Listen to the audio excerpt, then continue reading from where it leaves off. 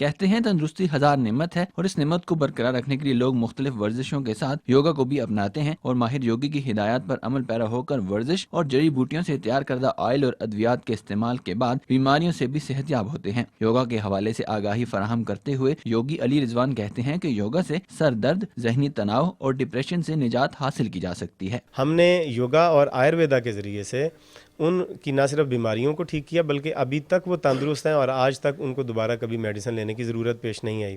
اس میں فالج کے مریض تھے، پارکنسن کے مریض تھے، کینسر کے، شوگر کے مریض تھے۔ یوگی علی رضوان قدرتی جڑی بوٹیوں سے تیار کردہ ادویات اور ہربل آئل سے مختلف بیماریوں، دمہ، شوگر، عارضہ قلب، ڈپریشن وغیرہ کا علاج کرتے ہیں۔ اسی حوالے سے اس موقع پر ایک شخص کے سر پر دھار کی صورت میں تیل ڈال کر سر درد، ذہنی تناؤ اور ڈپریشن کے علاج کا عملی مظاہرہ کیا گیا اور شرکاء نے یوگی علی عمران کے ساتھ مل کر یوگا بھی کیا۔ موجود شرکاء نے یوگا اور ہربل آئل کے ذریعے صحت یاب ہونے کے حوالے سے اپنے اپنے تجربات سے آگاہ کیا۔